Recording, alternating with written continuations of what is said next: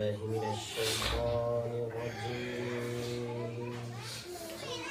بسم الله الرحمن الرحيم.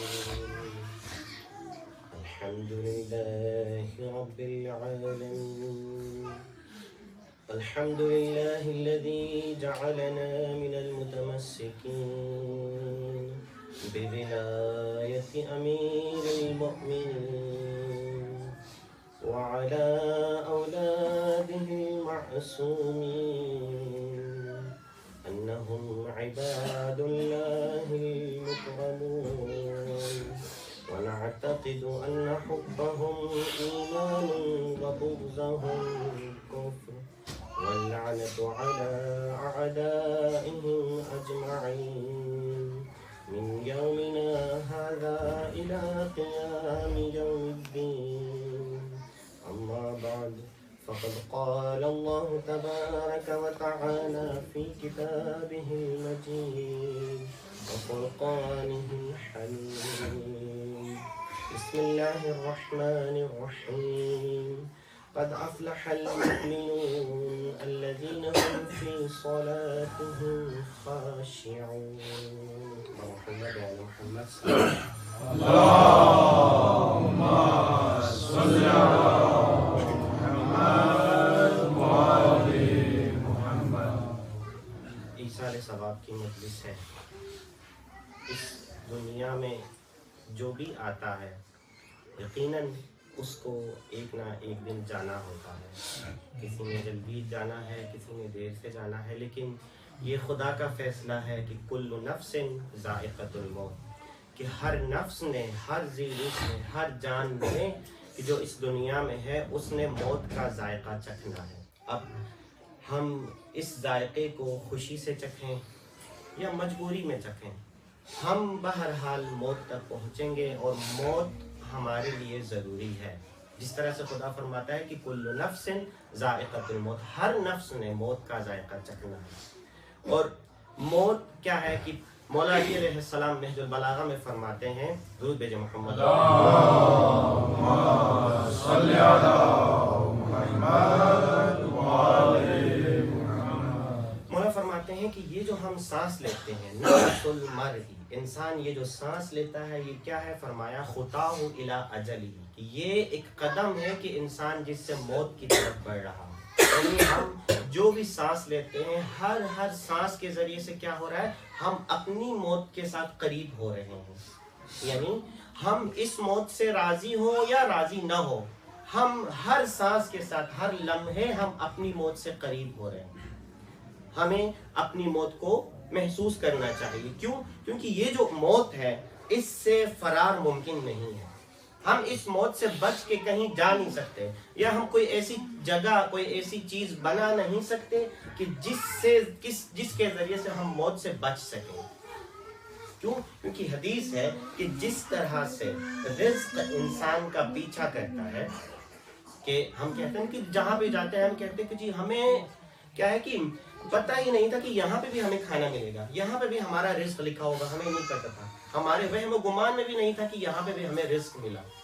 کیوں؟ کیونکہ رزق ہمارے حصے میں لکھا ہوا ہے. تو حدیث ہے کہ جس طرح سے رزق انسان کو ملتا ہے اور رزق انسان کا پیچھا کرتا ہے جہاں پہ بھی انسان جاتا ہے، حدیث اس سے زیادہ کیا ہے؟ موت انسان کا پیچھا کرتی ہے. اس سے زیادہ سختی سے موت انسان کا پیچھا کرتی ہے. اور پھر خدا فرماتا ہے قرآن میں وَلَوْ كُنْتُمْ فِي بُرُوجٍ مُشَيَّدَةٍ، اگر تم محفوظ اور مضبوط قلعوں میں بند رہو گے تب بھی تمہارے پاس موت آئے گی. موت سے بچنا، موت سے فرار کسی کے لیے ممکن نہیں ہے. جب موت سے فرار ممکن نہیں ہے تو جو عقل مند انسان ہوتا ہے، جو عاقل ہوتا ہے، وہ کیا کرتا ہے کہ جب اس کو پتا ہے کہ میں جس طرف سے بھی جاؤں، میں جہاں بھی جاؤں، مجھے موت سے بچنے کے لیے کوئی اور راستہ نہیں ہے، تو وہ کیا کرتا ہے؟ وہ تیاری کرتا ہے. وہ اپنی موت کے لیے تیاری کرتا ہے. اس کو پتا ہے کہ جی میں جو بھی کروں مجھے مرنا تو ہے، جب مرنا ہے تو کیوں میں اپنی تیاری نہ کروں. وہ تیاری کرنا شروع کرتا ہے موت کی.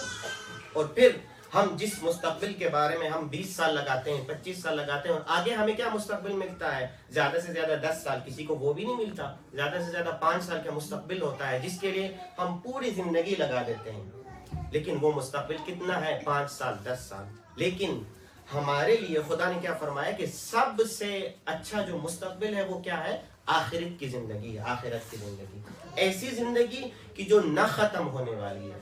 ہم فیہا خالدون، ایسی زندگی ہے کہ جس میں ہم نے ہمیشہ رہنا ہے.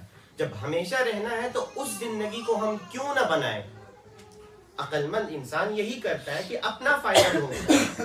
ہمارا فائدہ کس میں ہے؟ کہ ہم اپنی زندگی کو، وہ زندگی کی جو ختم ہونے والی نہیں ہے، اس زندگی درود بھیجے محمد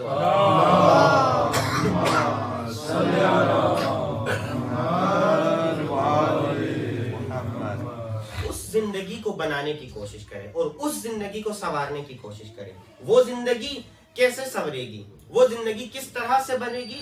جب انسان اس دنیا میں، جب انسان زندہ ہے تو اس وقت کوشش کرے اس دنیا میں کامیاب ہونے. اس دنیا میں رہ کر، اس دنیا میں زندہ رہ کر آگے آخرت کی جو زندگی ہے اس کو سنوارنے کی کوشش کرے. اگر اس دنیا میں انسان کامیاب ہوگا تو وہ انسان آخرت کی زندگی میں بھی کامیاب ہوگا. اور اس دنیا میں کامیاب کون سے اصول ہیں کہ کامیاب ہونا ہے؟ وہ بھی خدا نے بتایا کہ جو خدا کے بتائے ہوئے اصول ہیں، اگر ان کے اوپر عمل کرے گا، ان اصولوں کے حساب سے چلے گا تو وہ انسان اس دنیا میں بھی کامیاب ہوگا اور آخرت کی زندگی میں بھی کامیاب ہوگا. اور وہ اصول کیا ہے؟ خدا سورہ مؤمنون میں فرماتا ہے کہ قد افلح المؤمنون. سب سے پہلا اصل، سب سے پہلی شرط یہ ہے کامیاب ہونے کے لیے کہ قد افلح المؤمنون، کہ اس کو مؤمن ہونا چاہیے، ایمان ہونا چاہیے اس کے اندر.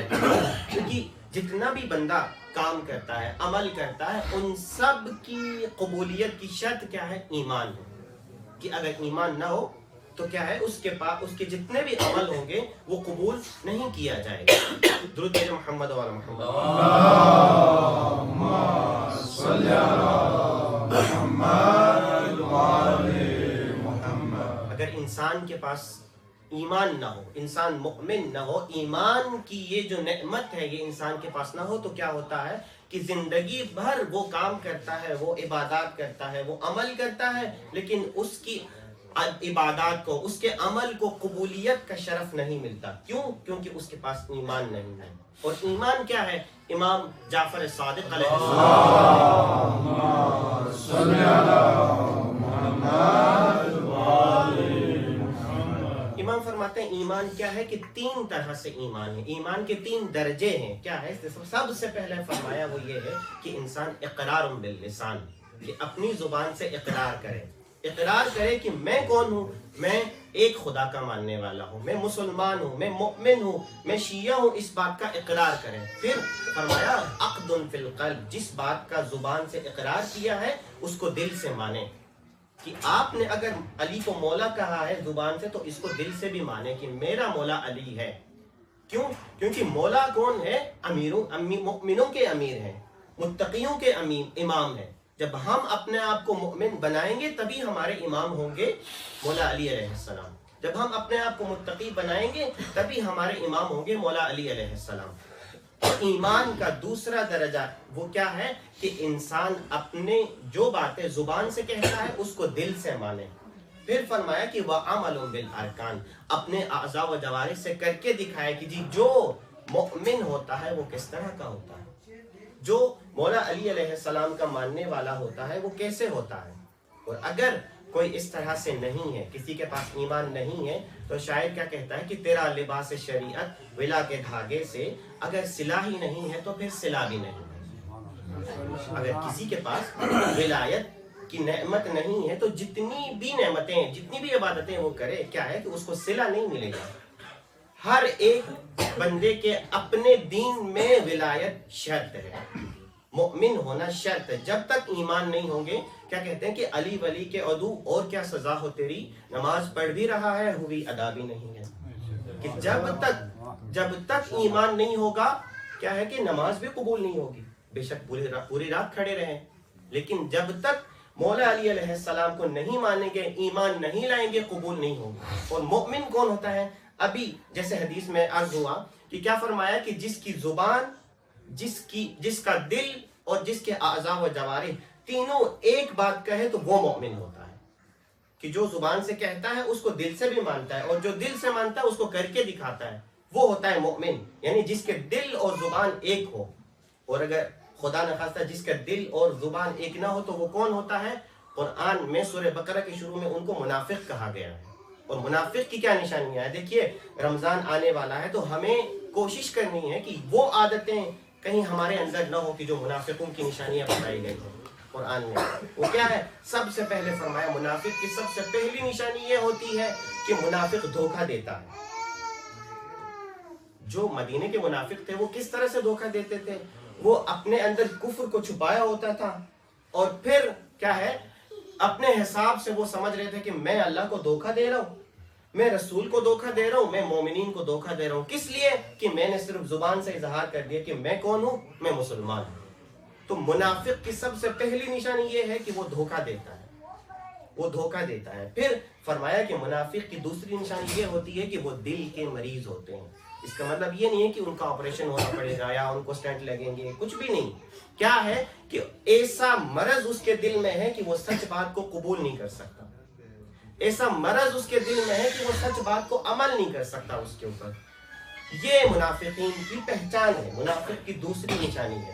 پھر فرمایا منافق کی ایک اور نشانی یہ ہوتی ہے کہ وہ مفسد ہوتا ہے، وہ فسادی ہوتا ہے. لیکن جب اس منافق سے یہ کہا جاتا ہے کہ آپ فساد نہ پھیلائیں، آپ نہ کریں ایسا، تو وہ کیا کہتے ہیں کہ جی ہم تو اصلاح کرنے والے ہیں. جیسے آج کل کے زمانے میں ٹرمپ وغیرہ کیا یہی کر رہے ہیں کہ ان سے جب کہا جاتا ہے کہ یہ نہ کریں تو کیا کہتے ہیں؟ ہم امن پھیلا رہے ہیں، ہم امن کے لیے کر رہے ہیں. یہ منافق کی سب سے بڑی نشانی ہے. اپنے آپ کو مصلح سمجھتا ہے، اپنے آپ کو اصلاح کرنے والا سمجھتا ہے اور پھر کیا ہے؟ فساد پھیلاتا ہے، اصلاح کے نام پہ فساد پھیلاتا ہے. وہ ہوتا ہے منافق. اور پھر فرمایا منافق کی ایک نشانی یہ بھی ہے کہ منافق عام مسلمانوں کو، جو دیندار مسلمان ہوتا ہے، جو ایمان والا ہوتا ہے، اس کو بیوقوف سمجھتا ہے. منافق اس کا مذاق اڑاتا ہے، کہتا ہے کہ اس کے پاس کتنا زیادہ ٹائم ہے، یہ مسجد میں بھی جاتا ہے، یہ مجلس میں بھی پہنچ جاتا ہے، یہ جلوس میں بھی جاتا ہے، کتنا زیادہ ٹائم ہے اس کے پاس. یہ بے وقوف ہے، سارے سادے لوگ ہیں، مذاق اڑاتے ہیں. منافق کی نشانی یہ ہے کہ وہ دیندار لوگوں کا، یہ مسلمانوں کا مذاق اڑاتا ہے. اور پھر فرمایا منافق کی ایک اور نشانی یہ ہے، یہ سورہ بقرہ کے شروع میں ہے، آپ سب دیکھ سکتے ہیں. اور پھر منافق کی ایک اور نشانی یہ ہے کہ منافق وہ ہوتا ہے کہ جس کے دو چہرے ہوتے ہیں. مسلمانوں کے پاس جاتے ہیں، کہتے ہیں ہم تو آپ کے ساتھ ہیں، اور یہی منافق کافروں کے پاس آ کے کہتے ہیں ہم تو آپ کے ساتھ ہیں، ان کے ساتھ تو ہم مذاق کر رہے تھے. تو ہمیں دیکھنا ہے یہ جتنی بھی نشانیاں منافقین کے بارے میں بتائی ہیں قرآن نے، کہیں ایسا نہ ہو کہ وہ ہمارے اندر موجود ہو. ہم نے اس رمضان میں کوشش یہ کرنی ہے. کیوں؟ کیونکہ ہم نے اپنے آپ کو ایک طرح سے یہ بتایا ہوا ہے کہ ہم کون ہیں؟ شیعہ علی ہیں. ہم کون ہیں؟ مولا علی علیہ السلام کے غلام ہیں. تو جب غلام ہے تو اس کو اس طرح سے رہنا چاہیے کہ جیسے اس کا آقا رہتا ہے، جیسے اس کے آقا کی مرضی ہوتی ہے اسی طرح سے رہنا چاہیے. درود بھیجے محمد اور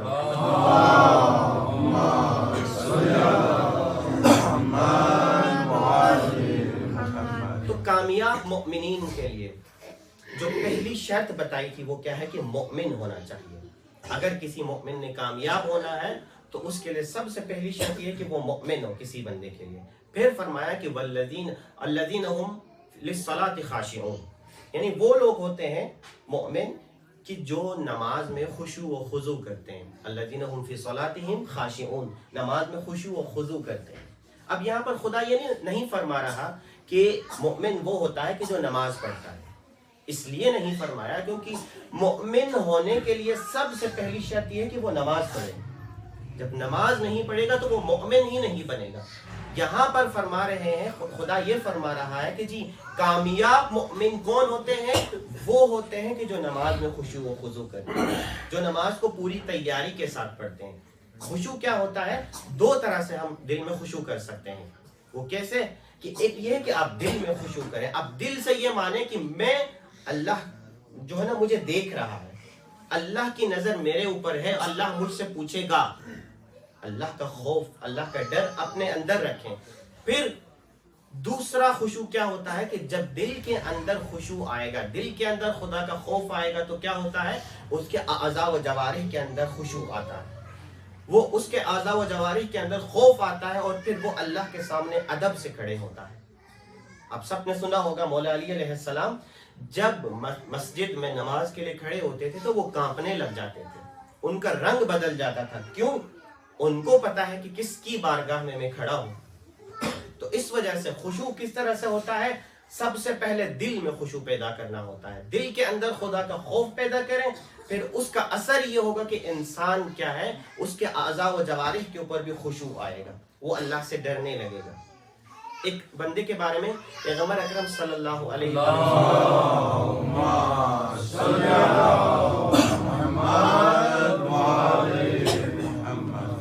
ایک بندہ نماز پڑھ رہا تھا اور ساتھ میں اپنی داڑھی سے کھیل رہا تھا, داڑھی کے اوپر ہاتھ پھیر رہا تھا. تو پیغمبر نے فرمایا کہ اس کے دل کے اندر خشوع نہیں ہے. کیوں؟ اگر اس کے دل کے اندر خشوع ہوتا تو اس کے اعضاء و جوارح سے پتہ چلتا, اس کا ہاتھ صحیح ہوتا, اس کا ہاتھ ساکن ہوتا, حرکت نہیں کرتا اگر اس کے دل میں خشوع ہوتا. تو جس کے دل میں خشوع نہ ہو اور وہ صرف نماز پڑھے اپنے بدن کے ساتھ, خالی بدن کے ساتھ نماز پڑھے, تو کیا ہوتا ہے, اس کو یہ نماز بھی, جو 5 منٹ کی جو نماز ہوتی ہے, وہ بھی بوجھ محسوس ہوتا ہے. کیوں؟ کیونکہ وہ دل سے نہیں پڑھ رہا. یہ منافقین کی ایک نشانی یہ بھی ہے کہ وہ اصل میں تو کافر تھے, دل سے تو کافر تھے, لیکن مسلمانوں کو دکھانے کے لیے مجبوراً نماز بھی پڑھنا پڑتی تھی. تو وہ کیا کرتے تھے, جاتے تھے لیکن سستی کے ساتھ, بوجھ محسوس کرتے تھے. وَإِنَّهَا لَكَبِيرَةٌ إِلَّا عَلَى الْخَاشِعِينَ, یہ کبیر بن جاتا ہے, بوجھ بن جاتا ہے. کن کے لیے؟ کہ جو صرف اپنے بدن کے ساتھ نماز پڑھتے ہیں. جن کا دل نماز نہیں پڑھتا, یہ نماز ان کے لیے بہت بڑا بوجھ ہے. لیکن إِلَّا عَلَى الْخَاشِعِينَ, ہاں جو خشوع کرنے والے ہوتے ہیں, جو اللہ سے ڈرتے ہیں, جن کے دل میں اللہ کا خوف ہوتا ہے, ان کے لیے یہ کبیرہ نہیں ہے, یہ بوجھ نہیں ہے. تو جو بھی مؤمن کامیاب ہونا چاہتا ہے, صرف مؤمن کی بات نہیں ہے, کامیاب مؤمن اگر کوئی بننا چاہتا ہے تو نماز میں خشوع لانا ہوگا, نماز میں خشوع و خضوع لانا ہوگا, دل میں, پھر اپنے اعضاء و جوارح میں. پھر خدا آگے فرماتا ہے کہ کامیاب مومن کی ایک اور نشانی یہ ہے کہ والذین هم للزکاۃ فاعلون, وہ کون ہوتا ہے کہ جو زکات ادا کرنے والے ہوتے ہیں. کامیاب مومن کی نشانی یہ ہے کہ وہ زکات ادا کرتے ہیں. اب زکات جس طرح سے بھی ہو سکتے ہیں, مالی طور پہ بھی ہو سکتے ہیں, بدنی طور پر بھی. آپ کے پاس علم ہے, اس کی بھی زکات ہے. کیوں؟ لکل شیء زکات, ہر چیز کی زکات ہوتی ہے. آپ کے پاس ہنر ہے, آپ اس ہنر کی زکات ادا کریں, آگے سکھائیں. آپ کے پاس علم ہے, اس کو آگے پھیلائیں. کیوں؟ یہ علم کی زکات ہے کہ جب آپ اپنے علم کی زکات دیں گے, اب آپ مال کی زکات دیں گے تو کیا ہوتا ہے, آپ کا مال پاک ہو جاتا ہے, آپ کا علم پاک ہو جاتا ہے, آپ کا ہنر پاک ہو جاتا ہے. کیوں؟ آپ نے زکات ادا کیا ہے. اور پھر ایک اور نشانی کامیاب مومنین کی وہ یہ ہے کہ والذین هم عن اللغو معرضون, کامیاب مومن وہ ہوتے ہیں کہ جو فضول چیزوں سے پرہیز کرتے ہیں, جو فضول گفتگو نہیں کرتے, جو لغو باتوں سے پرہیز کرتے ہیں, لغو محفلوں سے, فضول محفلوں سے جو اپنے آپ کو دور رکھتا ہے, وہ کامیاب مومن ہوتا ہے. اب یہاں پر لغو کا مطلب یہ نہیں ہے کہ کوئی جھوٹ بولتا ہو یا کوئی کسی کی غیبت کرتا ہو تو اس کو لغو کہہ دیا. جھوٹ بولنا ایک الگ گناہ ہے, غیبت کرنا ایک الگ گناہ ہے کہ جو گناہ کبیرہ میں سے ہے.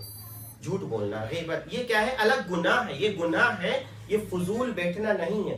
فضول بیٹھنا کیا ہوتا ہے, کوئی بھی ایسی محفل, کوئی بھی ایسی گفتگو کہ جس کے کرنے سے, جہاں بیٹھنے سے آپ کو خدا کی یاد نہ آئے. کوئی بھی ایسی محفل جہاں بیٹھنے سے آپ کو اہل بیت کی یاد نہ آئے. جیسے آج کل ہماری محافل ہوتی ہیں, آج کل ہماری مجالس ہوتی ہیں کہ جب ذاکر گانے کے طرز پہ پڑھتا ہے تو نیچے سے سارے اسی گانے کے کیا ہے کہ گنگنا رہے ہوتے ہیں, ایک دوسرے کو کوہنی مار رہے ہوتے ہیں.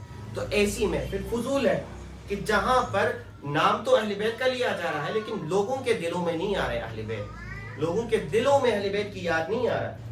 فضول محفل ہے. کامیاب اگر چاہتے ہیں کوئی ہو جائے مومن, اس کو چاہیے کہ ایسی محفلوں سے دور رہے اگر کامیاب ہونا چاہتے ہیں.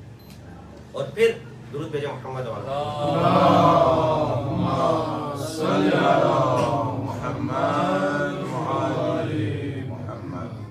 اور پھر اگر ایک اور نشانی بتائی وہ یہ ہے کہ والذین هم لفروجهم حافظون, کہ کامیاب مومن وہ ہوتا ہے کہ جو اپنے جنسی خواہشات کو قابو میں رکھتا ہے.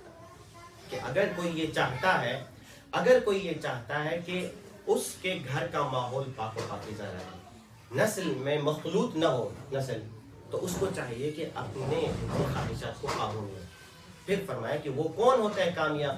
ایک اور نشانی بتائی، وہ یہ ہے کہ والذین هم لاماناتهم وعہدهم راعون. کامیاب مومن وہ ہوتا ہے کہ جو اپنے پاس جو امانات ہے اور جو وعدے کیے گئے ہیں ان کی رعایت کرتے ہیں، ان کا خیال رکھتے ہیں کس طرح سے وعدے ہوئے ہیں.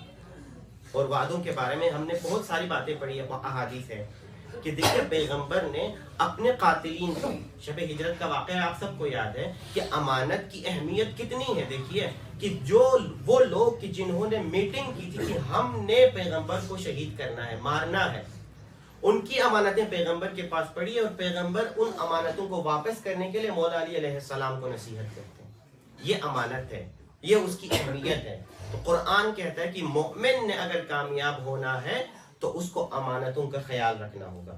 یہ مال ہمارے پاس یہ امانت ہے، یہ اولاد ہمارے پاس یہ امانت ہے اللہ کی طرف سے، اور جو بھی اللہ کی طرف سے امانت ہوتی ہے اس کے بارے میں سوال ہوگا. آپ کے پاس جو مال ہے اس مال کے بارے میں سوال ہوگا کہ اس مال کو کہاں سے کسب کیا ہے، کس طرح سے آپ نے یہ مال جمع کیا ہے، سوال ہوگا. اور کس طرح سے آپ اس مال کو لٹا رہے ہیں، کیسے آپ اس مال کو خرچ کر رہے ہیں، آپ سے سوال ہوگا. یہ مال کیوں؟ اس لیے کہ یہ اللہ کی طرف سے امانت ہے. یہ اولاد، اس اولاد کے بارے میں سوال ہوگا کہ کس طرح سے آپ نے ان کی تربیت کی ہے. سوال ہوگا کہ کیسے آپ اپنی اولاد کی تربیت کر رہے ہیں. کیوں؟ کیونکہ یہ اللہ کی طرف سے امانت ہے. کہ جو چیزیں اللہ کی طرف سے امانت ہوتی ہے، جو بھی چیز اللہ کی طرف سے ہوتی ہے، اللہ تعالیٰ ان کے بارے میں سوال کرے گا قیامت میں. تو اگر ہم سمجھتے ہیں کہ ہمیں کامیاب ہونا ہے تو یہ چند 4-5 نشانیاں بتائی ہیں، 4-5 شرائط بتائی ہیں کہ جو ہونی چاہیے ہمارے اندر.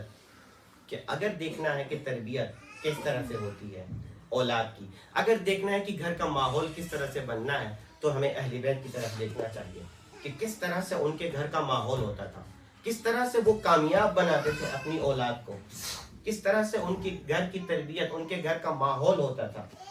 اب دیکھیے مولا علی علیہ السلام کے گھر کا ماحول دیکھیے کہ کس طرح سے ان کا ماحول ہے کہ ان کے گھر کی جو خادمہ ہے حضرت فضہ، وہ قرآنی آیات کے بغیر بات نہیں کرتی. کیوں؟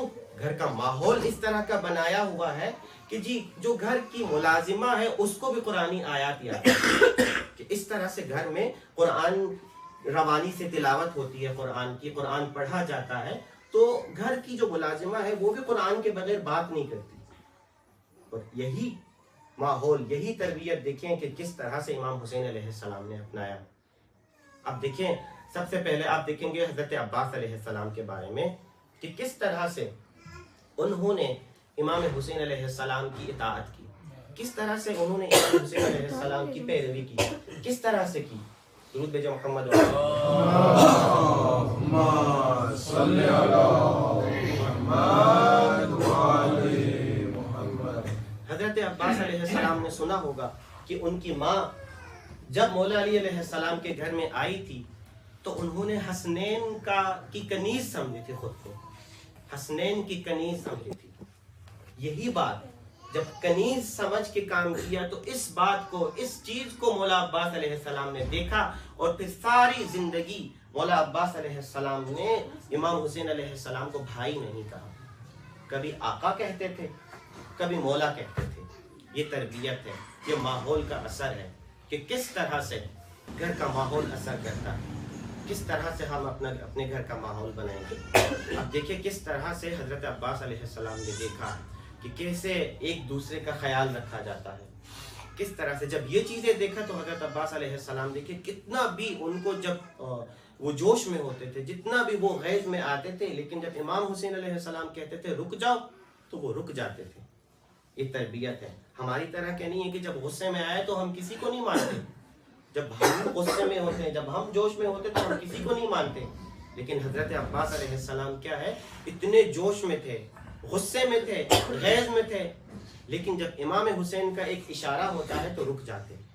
اور ساری زندگی امام کو امام کہتے ہیں، مولا کہتے ہیں، آقا کہتے ہیں. آخری زندگی کا آخری لمحہ دیکھیں حضرت عباس علیہ السلام کا کہ جب حضرت عباس کا سر مبارک امام حسین کی گود میں ہے تو کیا امام حسین عرض کرتے ہیں، امام حسین کیا فرماتے ہیں کہ بھیا ایک خواہش ہے کہ مجھے بھائی کیسے پکاروں. اور حضرت عباس بھی کیا عرض کرتے ہیں کہ ایک گزارش ہے. کیا گزارش ہے؟ کہ آپ میری آنکھوں سے تیر نکالے, میری آنکھوں سے خون کو صاف کرے. میں بھی ایک دفعہ آپ کی زیارت کرنا چاہتا ہوں, میں آخری دفعہ آپ کی زیارت کرنا چاہتا ہوں. یہ تربیت ہے, یہ ماحول کا اثر ہے.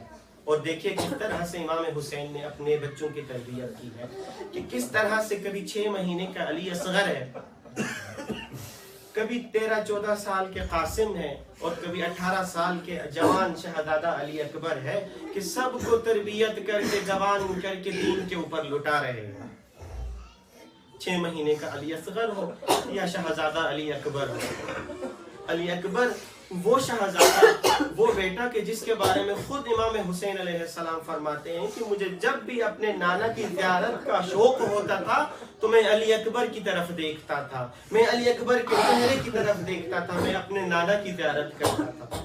اور وہ علی اکبر کہ جس کے بارے میں خود یزیدی لکھتے ہیں, خود یزیدی کہتے ہیں کہ جب علی اکبر میدان کی طرف آنا چاہتے تھے تو ایک خیمے میں گئے, اس خیمے کا پردہ کبھی اٹھتا ہے اور کبھی گرتا ہے, بار بار خیمے کا پردہ اٹھتا ہے, بار بار خیمے کا پردہ گرتا ہے.